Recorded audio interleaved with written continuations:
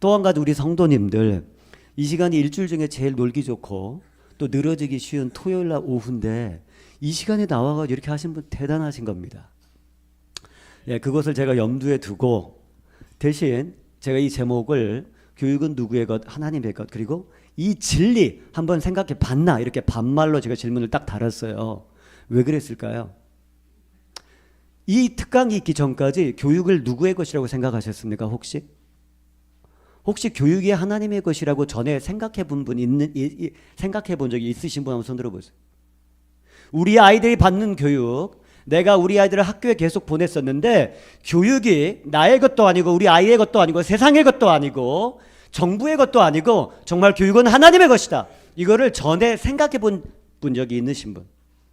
저는 이거를요 몇 년 전에 제가 이것에 관한 책을 쓰면서 그때 깨달았습니다. 교사로 10년을 살았고요.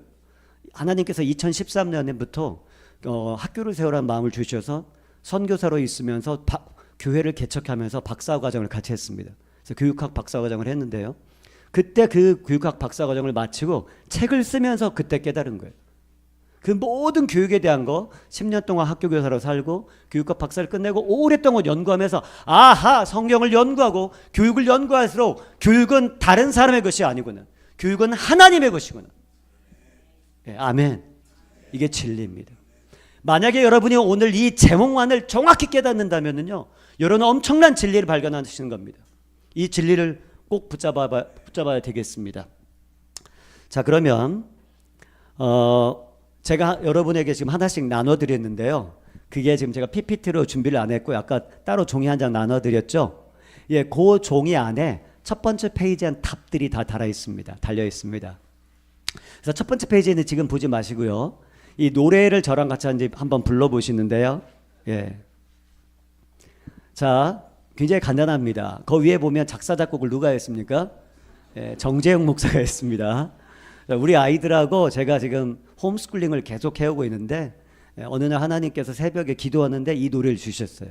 그래서 옮겨보았습니다. 같이 한번 따라서 한번 불러보겠습니다. 1, 2, 3, 4 오직 한 분 하나님 하나의 진리 오직 한 길 구원의 길 예수 그리스도 참교육은 오직 하나 성경 위에 세워 전심으로 가르치면 만대복 받으리. 한 번 더.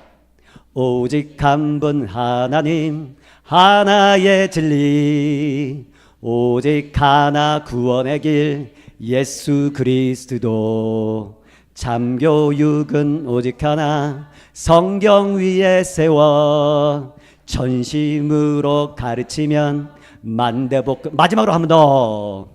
오직 한 분 하나님 하나의 진리 오직 하나 구원의 길 예수 그리스도 참교육은 오직 하나 성경 위에 세워 전심으로 가르치면 만대복 가들이.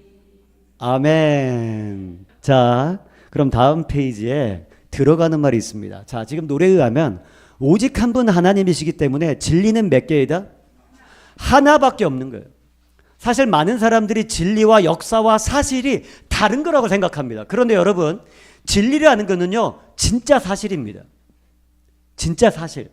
그 말은 뭐냐면 참다운 지식이라는 거예요. 그러니까 그 얘기는 뭐냐면 우리 아이들이 배워야 될 지식은 한 가지라는 거예요.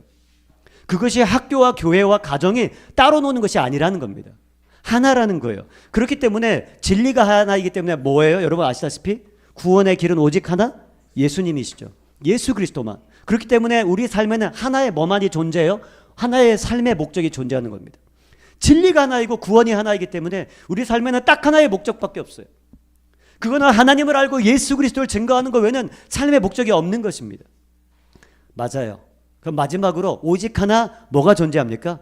교육이 존재하는 것이죠. 오직 하나 교육이 존재하는 거예요. 그래서 여러분 여기에는 나오지 않지만 여러분 나눠드린 책에 보면 오직 성경이란 말 들어보셨죠? 종교개혁에 의해서 저희 같은 개신교 신자들은 진리가 하나이기 때문에 오직 성경만이 진리라는 걸 우리가 배우잖아요. 오직 성경이 하나이기 때문에 뭐가 존재한다? 오직 성경 중심의 교육만이 존재한다라고 제 얘기가 아니고 총신대학교 총장을 지냈던 김의환 박사가 그렇게 얘기했습니다. 성경이 오직 하나이기 때문에 가르쳐야 될 교육도 오직 하나라는 거예요. 이해가 되십니까? 자, 그럼 여러분, 우리가 성경을 묵상하고 우리가 성경을 배우는데 성경을 왜 배우는지 여러 가지 목적이 존재합니다. 그런데 여기에 보면 성경은 뭐에도 사용돼요? 가정 사용 설명서, 자녀 사용 설명서라는 거예요. 여러분, 결혼할 때에 이 성경이 내가 가정을 어떻게 만들고 남편과 아내로서의 역할을 어떻게 하고 자녀들을 어떻게 길러야 되는지 가정 전체에 대한 사용 설명서라는 걸 알고 시작하셨습니까? 잘 몰랐죠. 그런데 이제 아셔야 돼요. 이 성경에는요, 가정을 어떻게 세워야 될지에 대한 엄청난 진리들이 숨어 있어요. 그러니까 성경은 가정 사용 설명서. 또 나아가서 여러분, 지금 여기 혹시 10대 자녀를 두신 분들 여기 손 들어보세요. 나에게 10대 자녀가 있습니다. 한 분, 두 분. 나에게 20대의 자녀가 있습니다. 예, 20대, 10대. 10대 미만의 자녀, 저기 우리 젊은 어머니도 와 계신데 감사합니다. 어린아이 너는 축복받을지어다. 네, 그런데 우리가 자녀 기르는 게 어렵다고 말해요. 그런데요, 죄송합니다. 제가 진짜 이 교육을 하나님 앞에 하려고 노력하다 보니까요, 자녀 기르는 거 그렇게 어렵지 않더라고요. 죄송해요. 자랑이 아니라 그냥 되는 거예요. 되어지는 거예요. 왜냐하면 하나님이 하시는 거더라고요. 제 아들이 중2인데 여러분 중2병 들어보셨죠? 근데 제 아들을 보면 중2병이 뭔가 이해가 안 돼요. 제 아들은요, 너무 순종적이에요. 너무 아빠를 엄마를 이해해요. 그래서 우리 아들을 보면 제가 그냥 너무 감사해요. 제가 한 게 아니라 하나님이 하셨어요. 왜냐하면 성경이 자녀 양육 설명서기 때문에 그래요.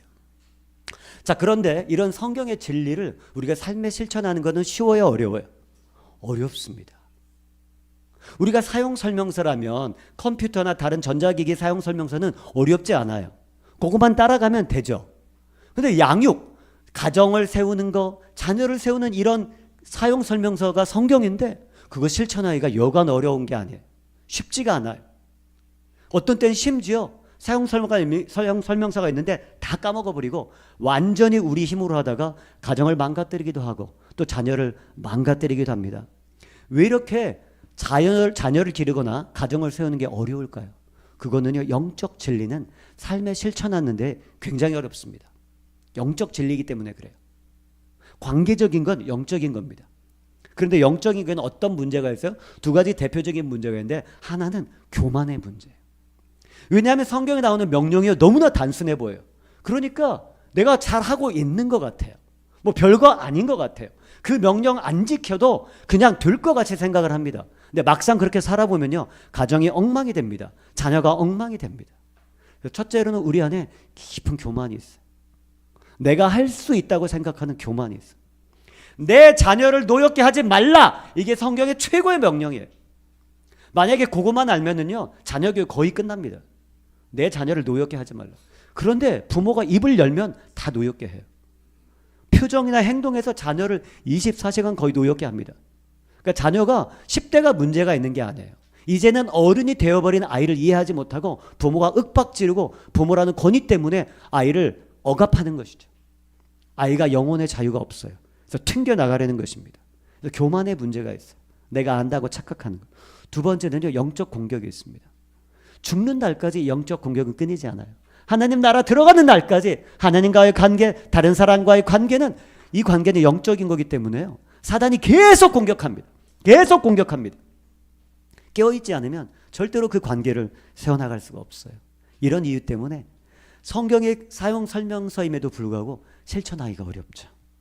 자, 마지막으로 들어가는 말인데, 자, 참교육은 뭐라고요? 참교육은 뭐다? 삶이라는 거. 지식이 아니에요. 지식이 아니에요. 그러니까 우리 삶이 변하지 않느냐, 교육은 절대로 되지 않습니다. 내 삶이 변하지 않고 얘야 너는 똑바로 걸어라, 안 되는 거예요. 죄송하지만 내 삶이 똑바로 걸어질 때 애는 그냥 따라오는 겁니다. 많이 들어보셨잖아요. 진짜 교육은 모범을 보이는 것이다. 그거 외에는 없어요. 정말 제자화는요, 교회도 마찬가지입니다. 제자화는 절대 지식이 아니에요. 제자화는 100% 삶입니다. 삶으로 살아내는 만큼만 따라오는 거예요. 목사나 지도자가 살아내는 만큼 따라오죠. 저도 그래서 굉장히 부끄럽고 제 자신이 두려울 때가 많아요. 너무 부끄러울 때가 많아요. 내가 넘어질 때가 너무 많아요. 내가 감당할 수 없는 게 너무 많아요. 참교육은 삶이고요. 또 하나는 끊임없는 반복적 훈련을 통해 형성됩니다. 따라합니다. 반복적 훈련. 반복적 훈련. 반복적 훈련. 요거밖에 없어요. 와, 제자화도 자녀 교육도 훈련이에요. 그런데 아이를 몇 번이나 훈련하셨습니까?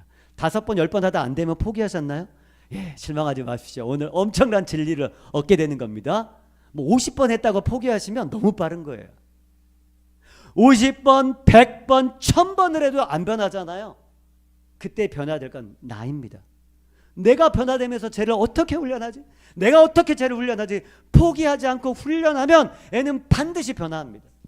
목표는요, 끝까지 훈련하는 거예요. 그러면 변화해요. 영적인 거, 제자와 전부 다 하나밖에 없습니다. 훈련이에요. 훈련입니다. 지식이 아니에요.